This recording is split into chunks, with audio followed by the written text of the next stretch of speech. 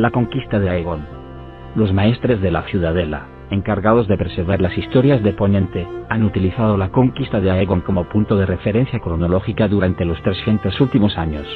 Al datar nacimientos, defunciones, batallas y otros sucesos se indica después de la conquista o antes de la conquista. Los auténticos eruditos saben que esta datación no es en modo alguno precisa.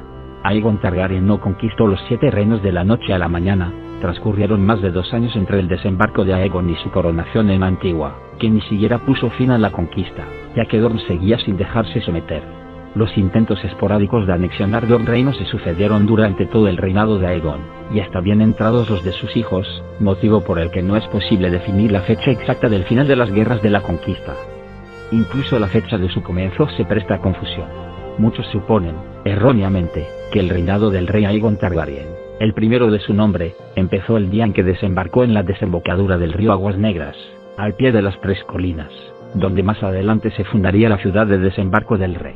Pero no fue así. El rey y sus descendientes celebraban el día del desembarco de Aegon, pero el conquistador cifraba el principio de su reinado en el día en que el Septón Supremo de la Fe lo coronó, y ungió en el Sieto Estrellado de Antigua.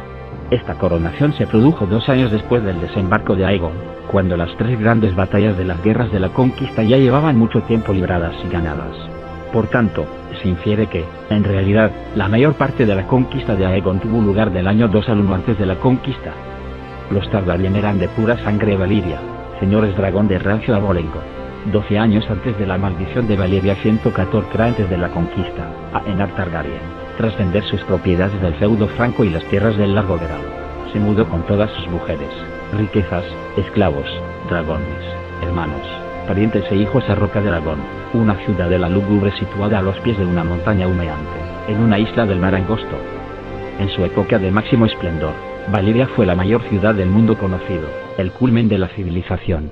En el interior de su reluciente muralla, 2 casas rivalizaban por el poder, y la gloria en la corte y en el consejo. Ora se alzaban, ora caían, en una interminable, sutil y frecuentemente encarnizada lucha por el poder.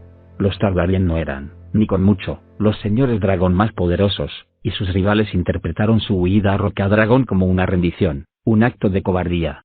Pero Daenys, la hija doncella de Lord Edenar, a la que siempre se conocería a partir de entonces como Daenys la Soñadora, había tenido una visión en la que Valyria era pasto de las llamas.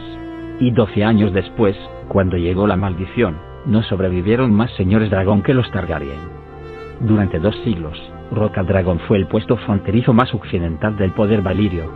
Su situación, en pleno Gaznate, ofrecía a sus señores un control absoluto sobre la bahía de Aguas Negras, y permitía que tanto los Targaryen como sus más estrechos aliados, los Velaryon de Marca Deriva, una casa menor de ascendencia valiria, se llenasen las arcas a costa de los mercantes que la atravesaban. Los barcos de los Velaryon, junto con los de los Eltigar de Isla Zarpa, otra casa aliada de Valyria, controlaban las aguas del mar angosto. Mientras tanto, los Targaryen dominaban el cielo con sus dragones. Aún así, durante la mayor parte de la centuria que siguió a la maldición de Valyria, el bien llamado siglo sangriento, la casa Targaryen tenía las miras más puestas en el este que en el oeste, y mostraba muy poco interés por los asuntos de Poniente. Gaemon Targaryen, el hermano y marido de Daenys la Soñadora, fue señor de Roca Dragón tras Aenar el exiliado, y se lo llegó a conocer como Gaemon el Glorioso. Cuando murió, sus hijos Aegon y Elaena gobernaron juntos. Los sucedieron su hijo Maegón, su hermano Aerys y los hijos de este, Aelix, Baelon y Daemon. El último de los 3 hermanos era Daemon, cuyo hijo Aerion heredó el señorío de Roca Dragón. El Aegon que pasó a la historia como Aegon el Conquistador, y Aegon el Dragón nació en Roca Dragón en el 27 antes de la conquista, era el único varón y segundo vástago de Aerion, señor de Roca Dragón, y de Lady Valyria de la casa Velaryon, esta última Targaryen por parte de madre. Aegon tenía 2 hermanas de linaje auténtico, Visenya, mayor que él, y Rhaenys, de menor edad. Desde hacía mucho era costumbre entre los señores dragón de Valyria que se casaran un hermano y una hermana, con el fin de conservar la pureza de sangre, pero Aegon se casó con sus 2 hermanas. Por tradición debería haberse casado tan solo con Visenya, la mayor, aunque inusitada, la inclusión de Rhaenys como segunda esposa tenía precedentes. Se dice que Aegon se casó con Visenya por obligación y con Rhaenys por devoción. Los 3 hermanos habían demostrado su condición de señores dragón antes de su matrimonio. De los 5 dragones que habían volado al exilio con Eonar desde Valyria, solo uno había sobrevivido hasta los días de Aegon, la gran bestia llamada Valerion, el terror negro. Las dragonas Vagar y Meraxes eran más jóvenes, salidas del huevo en Roca Dragón. Según un mito muy común, de los que difunden los ignorantes, Aegon Targaryen no pisó Poniente hasta el día en que se dispuso a su conquista, pero esto no puede ser cierto. Años antes había tallado y decorado por orden suya la mesa pintada, una enorme pieza de madera de casi 20 varas de largo, con un contorno que seguía la forma de Poniente y decorada con todos los bosques, ríos, poblaciones y castillos de los 7 reinos. Claramente, el interés de Aegon por Poniente era muy anterior a los acontecimientos que le instarían a emprender la guerra. Además, existen informes fiables de que Aegon y su hermana Visenya visitaron de jóvenes la ciudadela de Antigua, y de que se les vio practicar la cetrería en el rejo como invitados de Lord Redwine. Puede que Aegon también visitara Lannisport, aunque los registros son contradictorios. El poniente de la juventud de Aegon estaba dividido en 7 reinos beligerantes, pocas épocas hubo en que no anduvieran batallando entre sí. 2 o 3 de ellos. El extenso, frío y pedregoso norte estaba gobernado por los Stark de Invernalia. En los desiertos de Dorne ejercían su influencia los príncipes Martell. Las tierras del oeste, ricas en oro, las gobernaban los Lannister de Rocca Castelli, y los Gardener controlaban Alto Jardín, el fértil terreno del dominio. El valle, los dedos y las montañas de la luna estaban en manos de la casa Arryn, pero los reyes más beligerantes de la época de Aegon eran los de los reinos más cercanos a Roca Dragón, Arryn el Negro y Argilac el Arrogante. Desde Bastión de Tormentas, su gran ciudadela, los reyes de la tormenta de la casa Durrandon habían dominado la mitad oriental de Poniente, desde el Cabo de la Ira hasta la Bahía de los Cangrejos, pero su poder iba menguando a lo largo de los siglos. Los reyes del dominio habían ido arrebatándoles terreno desde el oeste, los Yenses los acosaban desde el sur, y Arryn el Negro y sus hombres del hierro los habían expulsado del Tridente y de las tierras del norte del río Aguas Negras. El rey Argilac, el último Durrandon, puso freno a este declive durante cierto tiempo, detuvo una invasión yense a muy corta edad, cruzó el mar Angosto para unirse a la gran alianza contra los tigres imperialistas de Volantis, y 20 años después mató a Garces VII Gardener, rey del dominio, en la batalla de las tierras del verano. Pero Argilac había envejecido, peinaba canas en su célebre melena azabache, y su bravura y destreza en combate se habían apagado.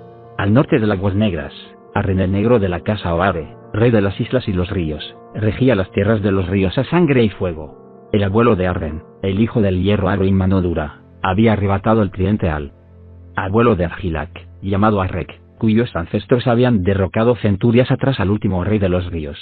El padre de Arryn había extendido sus dominios al este, hasta Rosby y el Valle Oscuro, y Arryn había dedicado la mayor parte de su largo reinado, cerca de 40 años, a levantar un castillo gigantesco junto al Ojo de Dioses, pero con Arryn casi construido, el hijo del hierro pronto se vería libre para embarcarse en nuevas conquistas.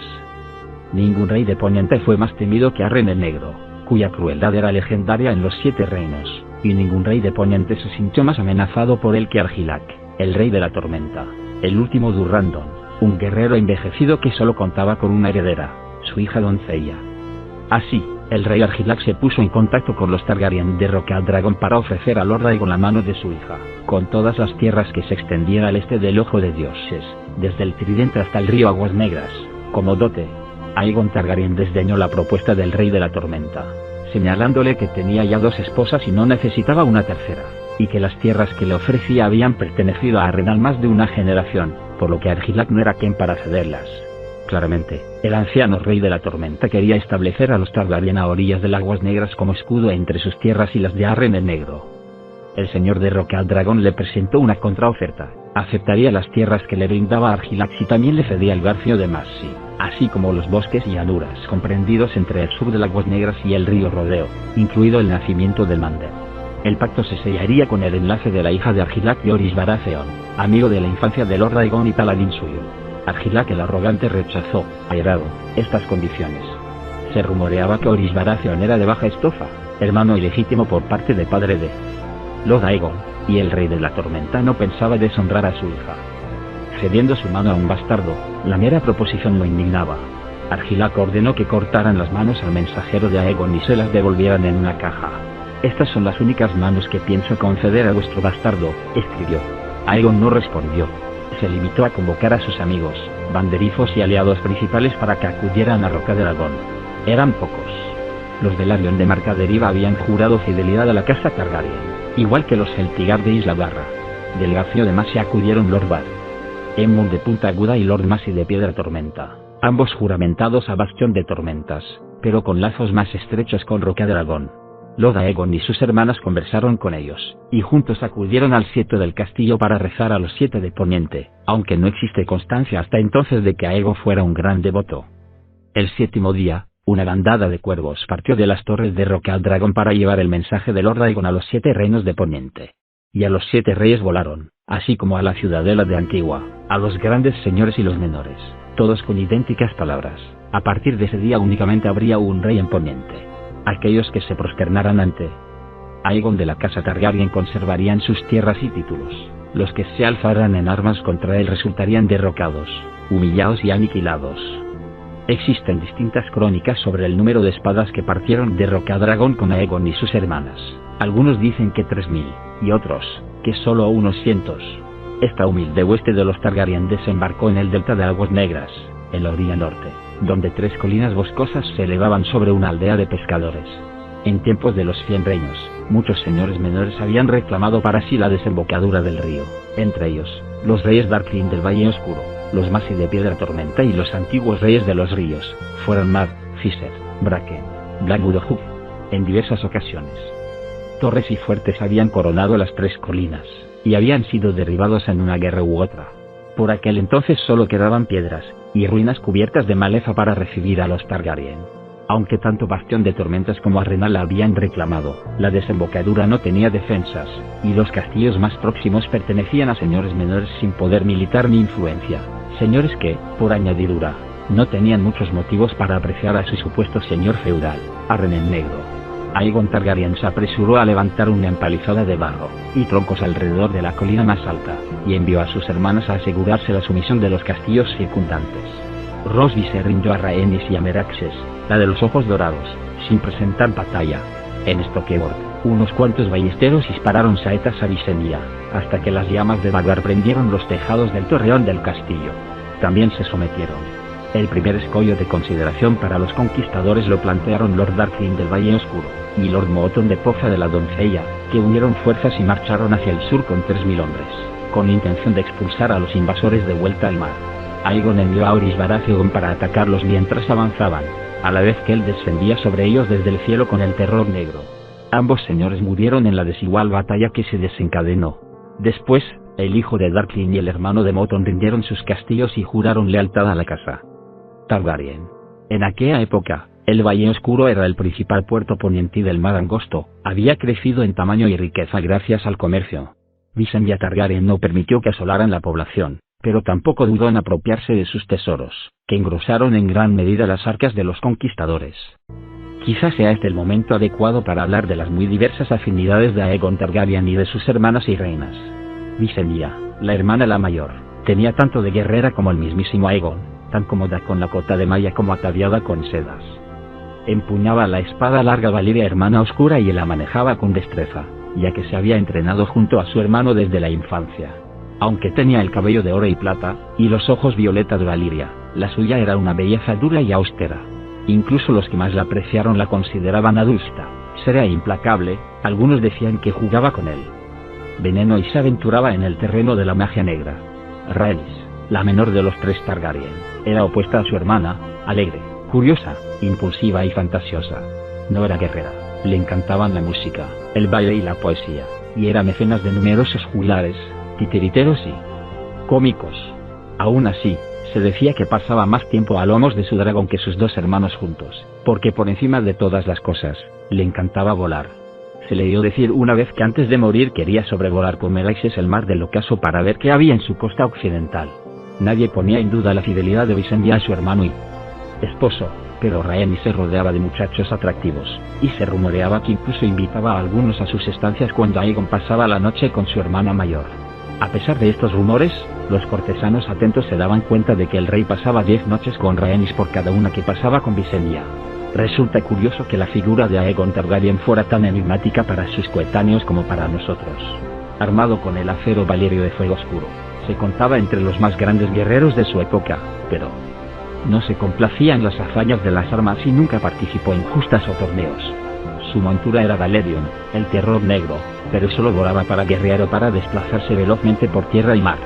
Su imponente presencia traía a los hombres hacia su estandarte, pero no tenía más amigos íntimos que Horus Baratheon, el compañero de su juventud.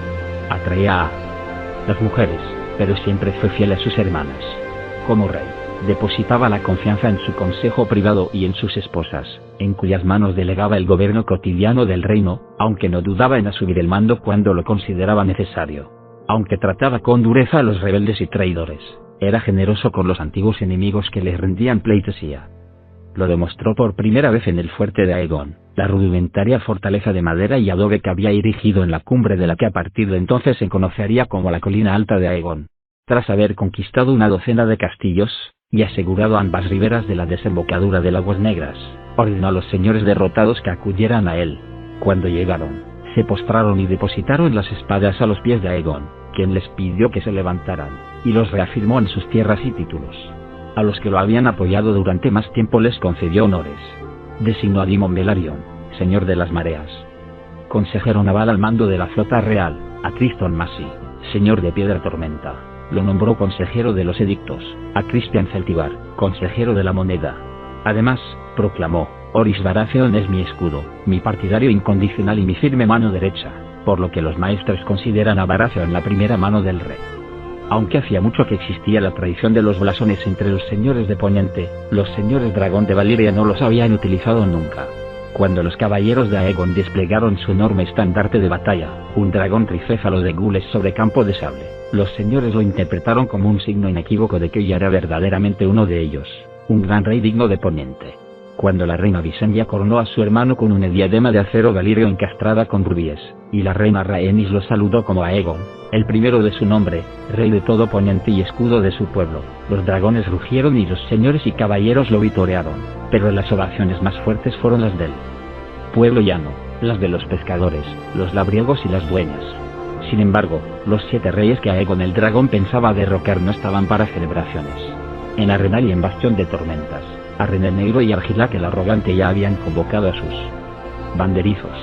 Desde el oeste, el rey Mern del Dominio cabalgó al norte a lo largo del camino del océano hasta Roca Casterly, para reunirse con el rey Loren de la casa Lannister. La princesa de Dorne mandó un cuervo a Roca Dragón, con la oferta de unirse a Aegon contra Argilac, el rey de la tormenta, pero como igual y aliada, no como súbdita. Llegó otra oferta de alianza de Ronnel Arryn, el niño rey del nido de águilas, en la que su madre pedía todas las tierras del este del Forca Verde del Tridente a cambio del apoyo del valle contra Arryn el Negro. Incluso en el norte, el rey Torrhen Stark de Invernalia estuvo reunido con sus banderizos y consejeros hasta altas horas de la noche para decidir qué hacer con aquel aspirante a conquistador.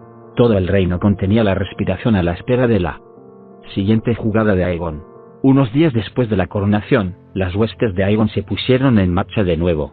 La mayor parte cruzó el Aguas Negras y se dirigió al sur, a Bastión de Tormentas, bajo el mando de Horus Baratheon.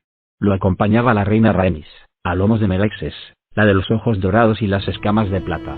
La flota de los Targaryen, encabezada por Daemon Velaryon, partió de la bahía del Aguas Negras y enfiló al norte, hacia Puerto Gaviota y el valle. Con ellos iban la reina Visenya y Vagar. El rey se dirigió al noroeste, hacia el Ojo de Dioses y Arenal, la descomunal fortaleza que era el orgullo y la obsesión del rey Arryn el Negro. Los 3 embates de los Targaryen se encontraron con una fuerte oposición. Lord Errol, Lord Fel y Lord Nuclear, banderizos de Bastión de Tormentas, sorprendieron a la avanzadilla de las huestes de Horus Baratheon cuando cruzaba el rodeo, y derribaron a más de 1000 hombres antes de retirarse al bosque. Una flota improvisada de los Arryn, con la añadidura de una docena de buques de guerra o bravusillas, se enfrentó a la armada de los Targaryen en las aguas de Puerto Gaviota y la derrotó. Entre las bajas estaba Daemon Velaryon, el almirante de Aegon. Incluso atacaron a Aegon en la orilla sur del Ojo de Dioses, y no una vez, sino 2.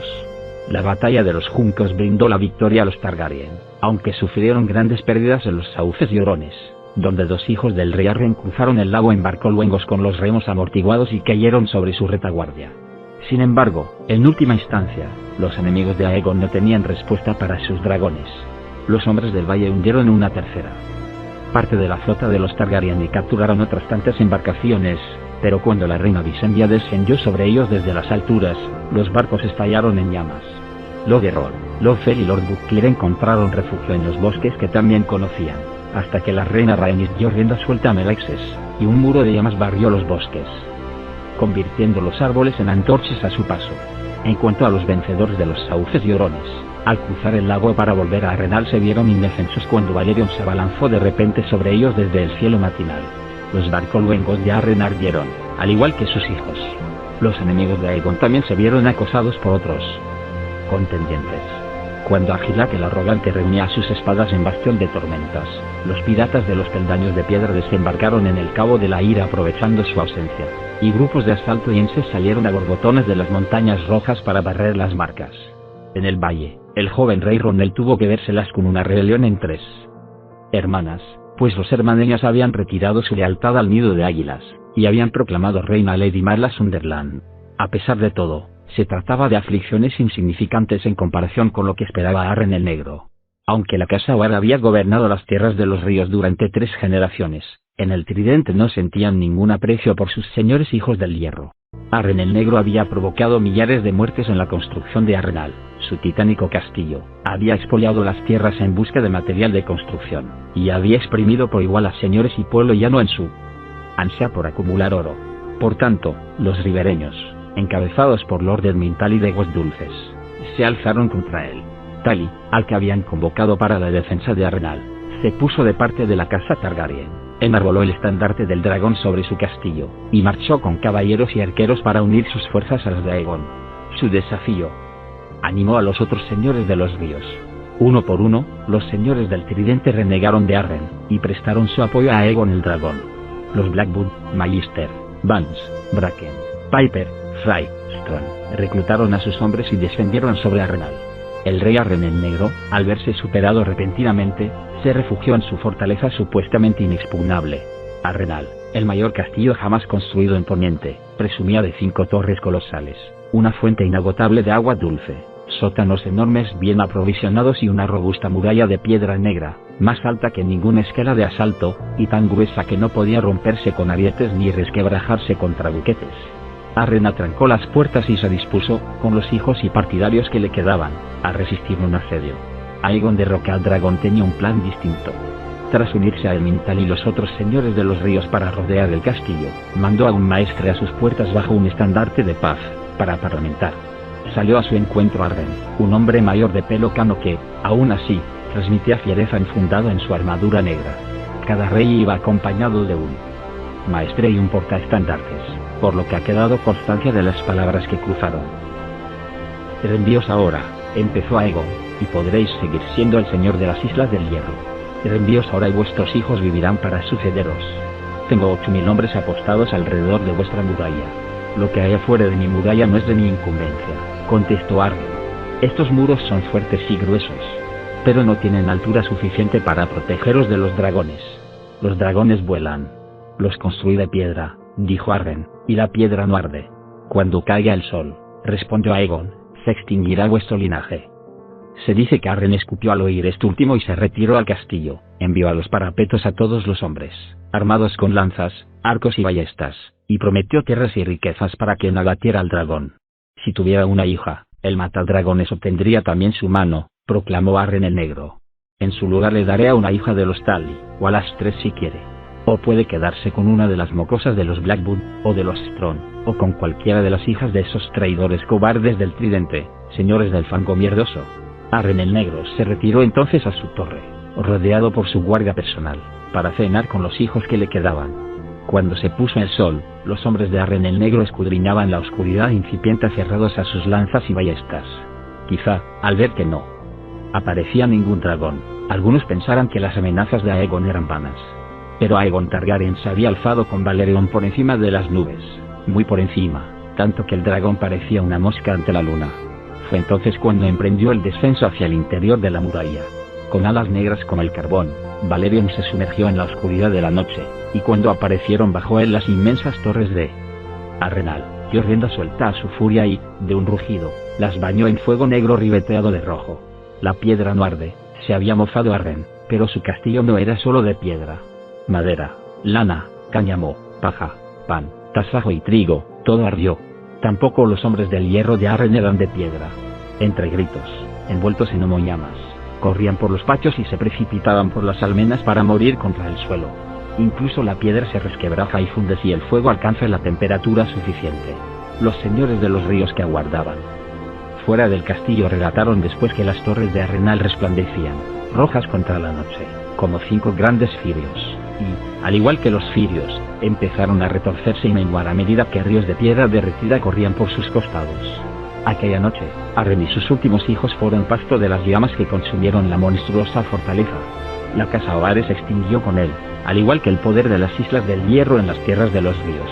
Al día siguiente, ante las ruinas humeantes de Arenal, el rey Aegon aceptó el juramento de lealtad de Edmund, señor de aguas dulces, y lo nombró señor supremo del Tridente. Los otros señores de los ríos también rindieron pleitesía a Aegon como rey, y a Edmund como su señor.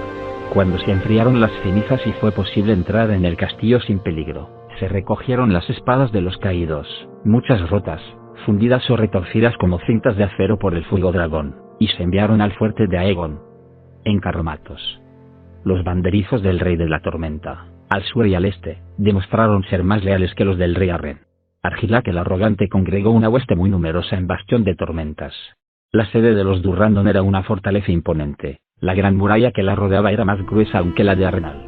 También se consideraba inexpugnable, pero la noticia del final del rey Arren llegó pronto a los oídos de su viejo enemigo, el rey Argilac.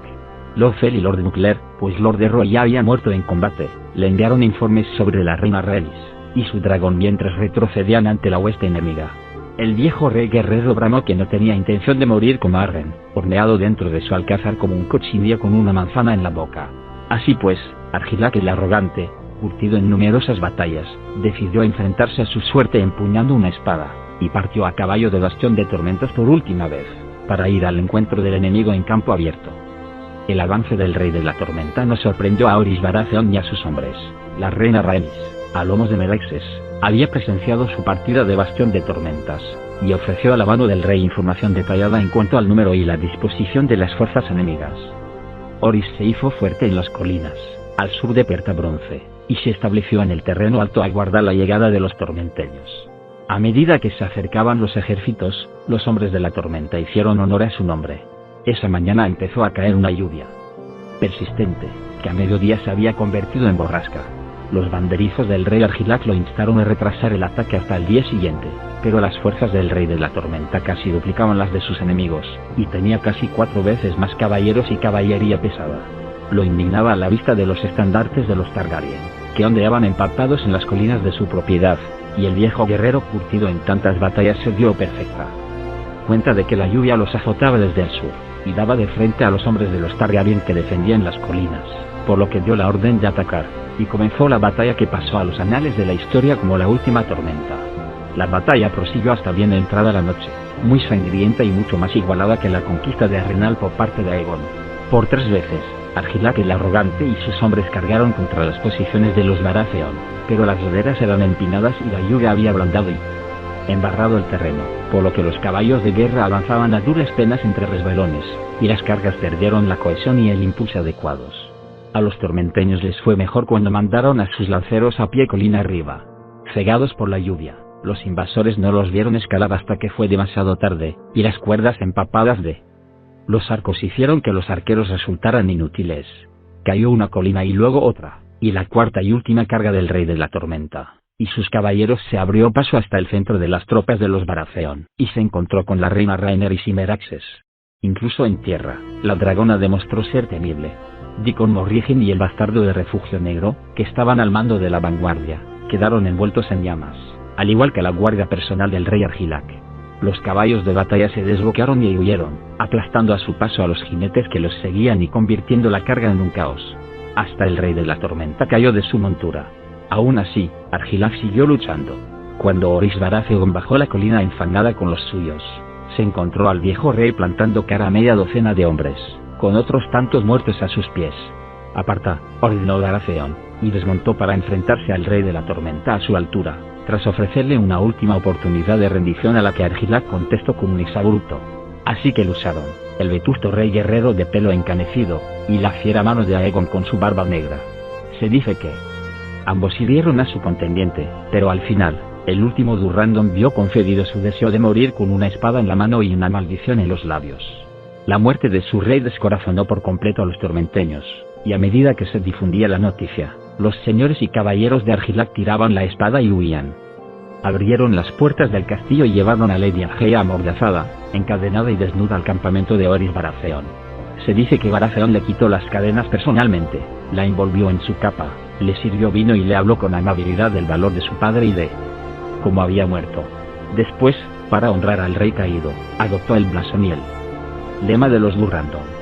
El venado coronado se convirtió en su emblema, Bastión de Tormentas, en su sede, y Lady Argeia, en su esposa. Con las tierras de los ríos, y las de la tormenta bajo el control de Aegon el dragón y sus aliados, el resto de los reyes de Poniente vio claramente que llegaba su turno. En Invernalia, el rey Torrent convocó a sus banderizos, sabiendas de que con las grandes distancias del norte le llevaría tiempo reunirlos. La reina Sarra del Valle, regente en nombre de su hijo Ronnel, se refugió en el nido de águilas, preparó su defensa y envió un ejército a la Puerta de la Sangre, el acceso del Valle de Arryn. A la reina Sarra la alababan de joven llamándola Flor de la Montaña, la doncella más bella de los 7 reinos. Quizá con la esperanza de persuadir a Aegon con su belleza, le envió un retrato y se ofreció a casarse con él, siempre que nombrara heredero a su hijo Ronnel. Aunque al final recibió el retrato, no se sabe si Aegon llegó a responder a la propuesta. Ya tenía 2 reinas, y Sarra Arryn era entonces una flor marchita, 10 años mayor que él. Mientras tanto, los 2 grandes reyes de Occidente hicieron causa común, y reunieron sus ejércitos con intención de detener a Aegon de una vez por todas. Desde Alto Jardín partió Mer IX de la casa Gardener, rey del dominio, con una poderosa hueste. Al pie de la muralla de Soto de Oro, sede de la casa Rohan, se reunió con Loren y Lannister, rey de la Roca, que avanzaba con su ejército desde las tierras del oeste. Juntos, los 2 reyes estaban al frente de la hueste más numerosa que jamás se hubiera visto en Poniente, un ejército de 55.000 hombres, con unos 600 señores, grandes y menores, y más de 5.000 caballeros. Nuestro puño de hierro, presumía el rey Mern. Sus 4 hijos cabalgaban junto a él, y sus 2 nietos lo atendían como escuderos. Los 2 reyes no se entretuvieron en Soto de Oro. Un ejército de semejante tamaño debía mantenerse en marcha o esquimaría la tierra en la que acampara. Los aliados partieron al instante hacia el nor-nor-noreste, atravesando los altos pastos y los campos de trigo dorado. Aegon recibió el aviso de su llegada en su campamento, junto al Ojo de Dioses, por lo que reunió a sus fuerzas y avanzó al encuentro de estos nuevos enemigos. Bajo su mando solo disponía de 1/5 parte de los hombres que reunían los 2 reyes, y muchos de sus soldados eran vasallos de los señores de los ríos, cuya lealtad a la casa Targaryen era reciente y nunca se había puesto a prueba. Sin embargo, con un ejército menor, Aegon se desplazaba mucho más deprisa que sus enemigos. En la ciudad de Seto de Piedra se le unieron sus 2 reinas, junto con sus dragones, Rhaenys. Desde Bastión de Tormentas y Visenya desde Punta Zarparrota, donde había recabado numerosas promesas de pleitesía de los señores del lugar. Los 3 Targaryen juntos vieron, desde el cielo, como el ejército de Aegon cruzaba las fuentes de Aguas Negras y continuaba apresuradamente hacia el sur. Los 2 ejércitos se vieron frente a frente en las amplias llanuras abiertas del sur de Aguas Negras, cerca del lugar por donde más adelante transcurriría el Camino Dorado. Los 2 reyes se regocijaron cuando sus exploradores volvieron con informes sobre el número y la disposición del ejército de los Targaryen. Al parecer tenían 5 hombres por cada uno de Aegon, y la desproporción entre señores y caballeros era todavía mayor. Además, el terreno era amplio y abierto, con hierba y trigo hasta donde alcanzaba la vista, idóneo para la caballería pesada. Aegon Targaryen no controlaría el terreno elevado, a diferencia de Orys en la última tormenta. La tierra era firme y sin rastro de barro. No los importunaría la lluvia, el cielo estaba despejado, aunque hacía viento, y no había llovido en más de 15 días. El rey Mern había llevado a la batalla casi el doble de hombres que el rey Loren, por lo que solicitó el honor de dirigir la columna central. A Edmund, su hijo y heredero, le otorgaron el mando de la vanguardia. El rey Loren y sus caballeros formarían a la derecha, Lodoakeart, a la izquierda. Sin barreras naturales a las que ancla la línea de defensa de los Targaryen, los 2 reyes pensaban rodear a Aegon por los flancos para caer sobre su retaguardia, mientras el puño de hierro, una gran cuña de caballeros con armadura y grandes señores, aplastaba el centro de la formación. Aegon Targaryen desplegó a sus hombres en una media luna irregular, con los lanceros y piqueros cerrando filas en primera línea, los arqueros y ballesteros justo detrás, y la caballería ligera en ambos flancos. Dio el mando de las tropas a Jon Moton de Poza de la Doncella, uno de los primeros enemigos que se había ganado para su causa. El rey pensaba luchar, junto a sus reinas, desde el cielo. También se había percatado de la Ausencia de lluvia. Los pastos y el trigo que rodeaban a los ejércitos estaban listos para la cosecha, y muy secos. Los Targaryen esperaron a que los dos reyes hicieran sonar sus cornetas, y empezaron a avanzar bajo un mar de estandartes. El rey Mern en persona lideraba la carga contra el centro de la formación enemiga a lomos de su semental Bayo. Junto a él cabalgaba su hijo Gawain con su estandarte, una mano de sinople sobre campo de plata. Entre gritos y rugidos, envalentonados por los cuernos y los tambores de guerra, los hombres de los Gardener y los Lannister cargaron a través de una lluvia de flechas hasta llegar a sus enemigos, barriendo a su paso a los lanceros de los Targaryen y rompiendo sus filas. Pero Aegon y sus hermanas ya surcaban el cielo. Aegon sobrevoló las filas enemigas a lomos de Balerion, atravesando una luz de lanzas, piedras y flechas, y descendió repetidamente para envolver en llamas a sus enemigos. Rhaenys y Visenya prendieron los campos de la retaguardia de los soldados enemigos, así como los lugares donde el viento empujara el fuego hacia ellos. La hierba seca y las espigas prendieron al instante. El viento avivó las llamas y arrastró el humo de frente contra los hombres de los dos reyes. El olor del fuego asustó a las monturas y, a medida que el humo se hacía más denso, tanto hombres como animales avanzaban a ciegas. Empezaron a romper filas mientras se elevaban muros de fuego a sus lados. Los hombres de Lord Moton, al otro lado de las llamas empujadas por el viento, esperaron con arcos y lanzas, dispuestos para acabar fácilmente con los hombres quemados, y en llamas que lograran escapar de aquel infierno. La batalla se conocería como el Campo de Fuego. Más de 4000 hombres perecieron bajo el fuego dragón, y otros 1000, atravesados por espadas, lanzas o flechas. Decenas de miles sufrieron quemaduras que, en muchos casos, los marcaron de por vida. El rey Mern estaba entre los caídos, junto con sus hijos, nietos, hermanos, primos y otros parientes. Uno de sus sobrinos sobrevivió 3 días. Cuando murió a causa de las quemaduras, la casa Gardener murió con él.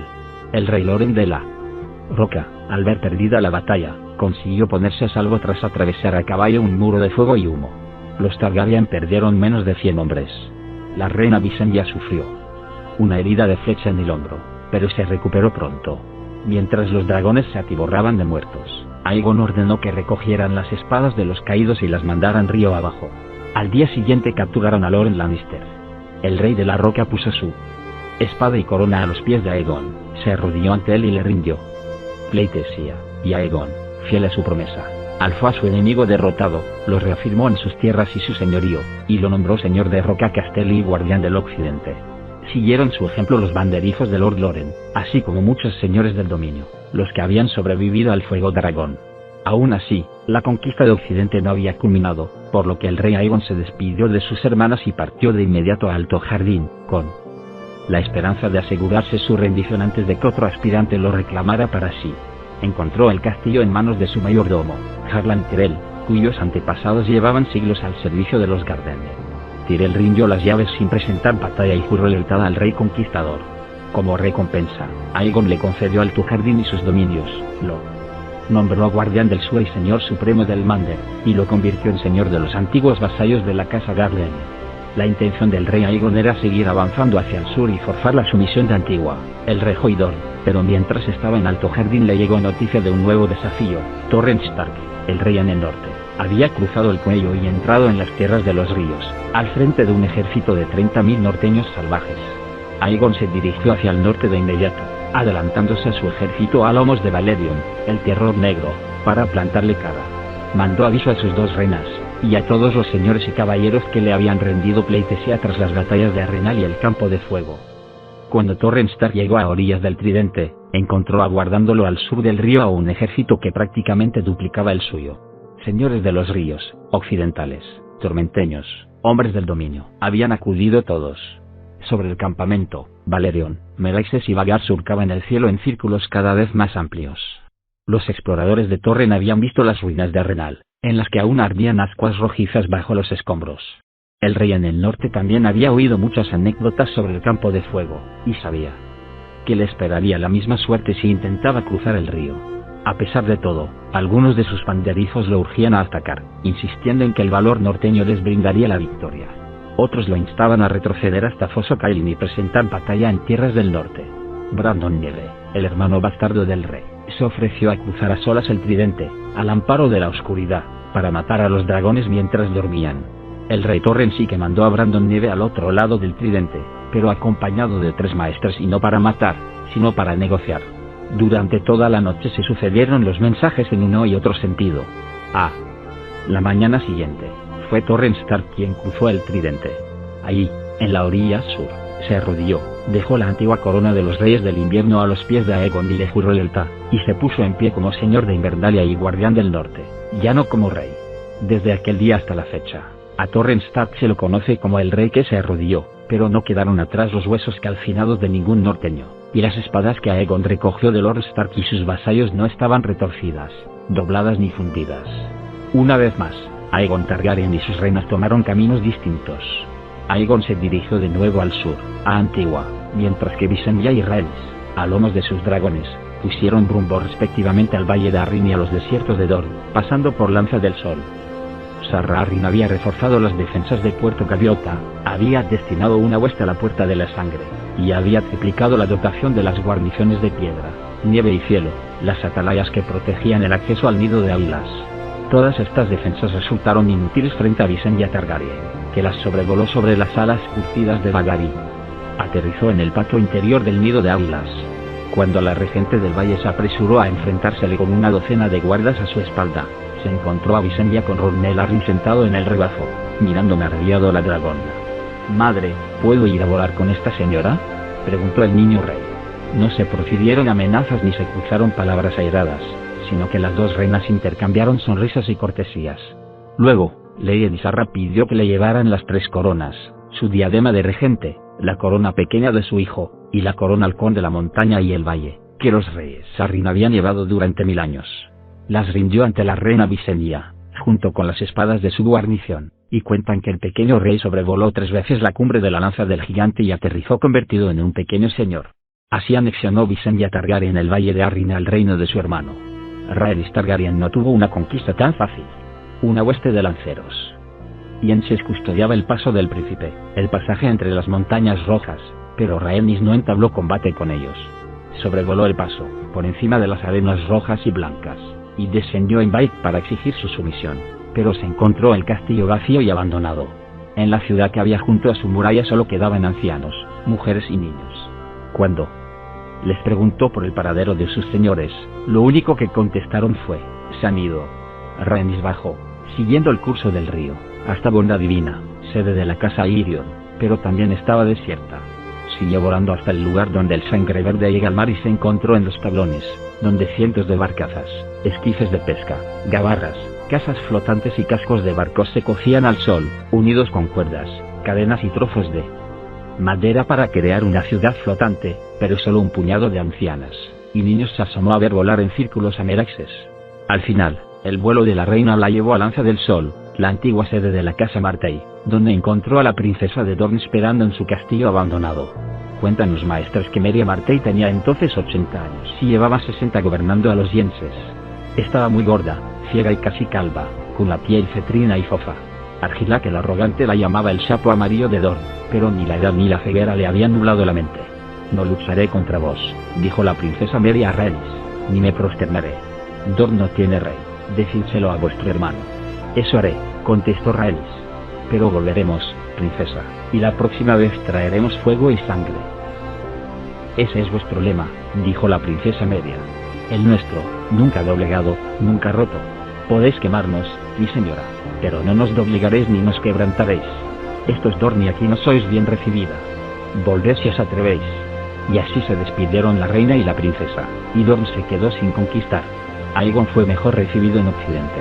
Antigua, la mayor ciudad de todo Poniente, estaba rodeada de una gruesa muralla y gobernada por los Hightower, la casa nobiliaria de más rancio abolengo, y la más rica y poderosa del dominio. Antigua también era la sede de la fe, allí residía el Septón Supremo, padre de los fieles, la voz de los nuevos dioses en la tierra, al que debían obediencia millones de devotos de todos los reinos, menos del norte, donde todavía rezaban a los antiguos dioses.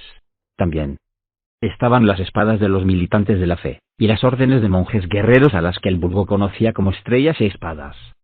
Aún así, cuando Aegon Targaryen y su hueste llegaron a Antigua, encontraron las puertas de la ciudad abiertas, y a Lord Hightower esperándolos para rendirles pleitesía.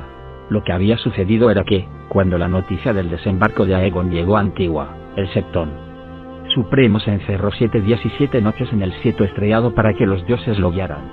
No tomó otra cosa que pan y agua, y no hizo nada más que rezar, pasando del altar de un dios al de otro. El 7º día, la vieja alzó su lámpara dorada para mostrarle el camino. Su altísima santidad vio que si Antigua se alzaba en armas contra Aegon el dragón, sería pasto de las llamas, y Torre Alta, la ciudadela y el Seto Estrellado quedarían destruidos. Manfred Hightower, señor de Antigua, era cauto y devoto. Uno de sus hijos menores servía en los Hijos del Guerrero, y otro acababa de profesar los votos como septón. Cuando el septón supremo le habló de la visión que le había mostrado la vieja, Lord Hightower decidió que no se enfrentaría con las armas al conquistador. Por este motivo, ningún hombre de Antigua ardió en el campo de fuego, aunque los Hightower eran banderizos de los Gardener de Alto Jardín. Por el mismo motivo, Lord Manfred cabalgó al encuentro de Aegon el dragón y le ofreció su espada, su ciudad y su lealtad. Hay quien dice que también le ofreció la mano de su hija menor, que Aegon rechazó cortésmente para no ofender a sus reinas. 3 días después, en el Seto Estrellado, su altísima santidad en persona ungió a Aegon con los 7 óleos, lo coronó y lo proclamó Aegon de la casa Targaryen, el primero de su nombre, rey de los Ándalos, los Rhoynar y los primeros hombres, señor de los 7 reinos y protector del reino. 7 reinos, dijo, aunque Dorne no se había rendido ni se rendiría durante más de un siglo. A la primera coronación de Aegon, en la desembocadura de las Aguas Negras, solo habían asistido unos pocos señores, pero varios centenares se congregaron para presenciar esta, y decenas de miles de personas lo aclamaron por las calles de Antigua mientras las recorría a lomos de Valerion. Entre los que asistieron a la segunda coronación de Aegon estaban los maestres y archimaestres de la ciudadela, y quizás sea ese el motivo por el que se emplea esta coronación para datar el principio del reinado de Aegon, y no la del fuerte de Aegon, el día de su desembarco. Y así fue como los 7 reinos de Poniente se unieron en un gran reino por voluntad de Aegon el Conquistador y sus hermanas. Muchos pensaban que el rey Aegon haría de Antigua su sede cuando terminaran las guerras, otros suponían que gobernaría desde Rocadragón, la antigua isla ciudadela de la casa Targaryen.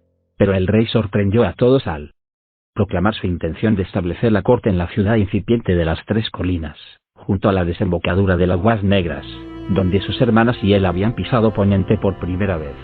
La nueva ciudad se llamaría Desembarco del Rey, y desde ahí reinaría Aegon el dragón, y celebraría audiencias sentado en un gran trono forjado con las espadas fundidas, retorcidas, machacadas y rotas de sus enemigos caídos, un peligroso asiento que pronto se conocería en el mundo como el Trono de Hierro de Poniente.